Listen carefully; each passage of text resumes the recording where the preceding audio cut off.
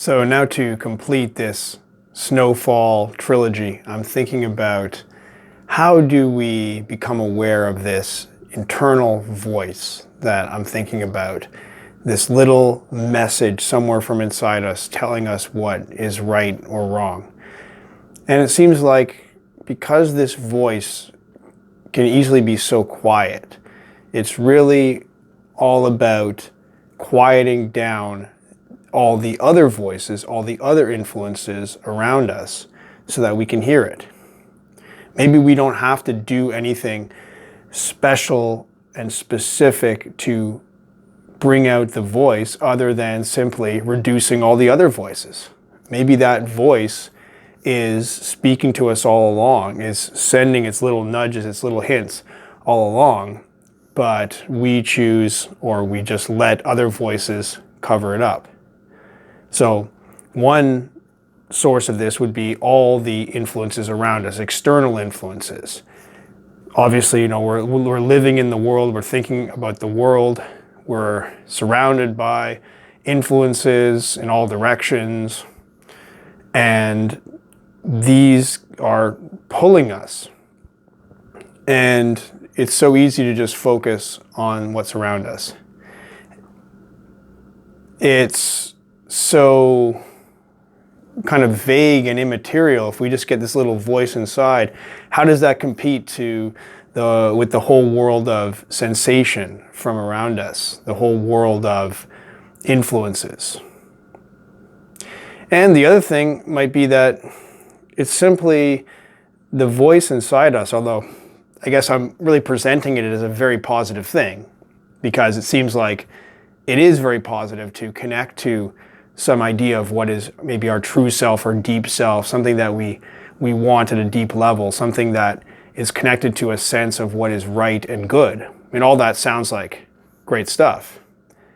But it seems like one of the big reasons to not listen to this voice and to just completely stuff it away somewhere is because this voice can often be telling us things that we do not want to hear.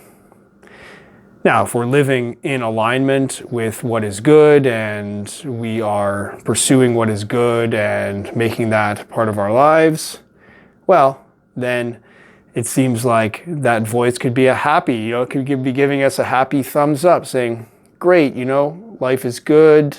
I mean, despite all the challenges, you have the right perspective. You're doing good, you're doing the best you can, keep up the good work.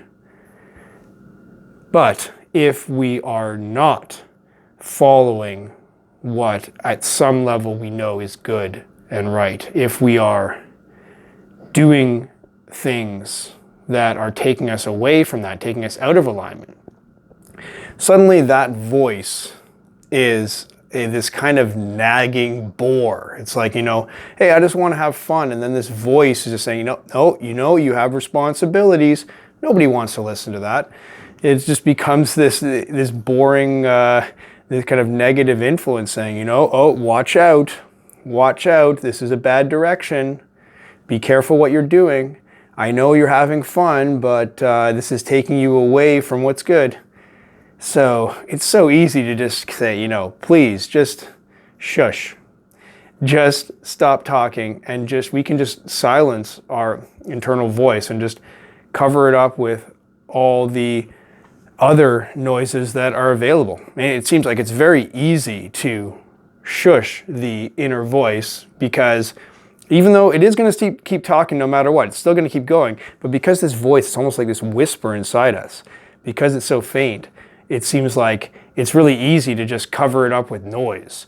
And we can just be surrounded by sensation and by our own internal thoughts and sensations and just keep it covered up, just like daylight covering up the starlight. The stars may still be there, but we're completely oblivious to them during the daylight because these other voices and influences that are so much more powerful and just covering it up. It's only when we have to allow the silence to happen to be able to hear that quiet voice. And so it seems like so much of escapism is keeping the noise going, keeping we can't sit still and just listen to the voice that is saying, you have to change, you're off here, you're off track, you got to change. We don't want to hear that. So instead we have to keep bombarding ourselves with sensation to just stay distracted. So much of this is about distraction from what we know to be good.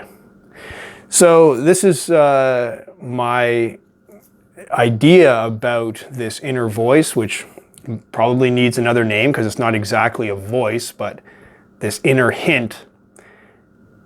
And I wonder if any of this rings true. I wonder if this is even a fair way to look at it.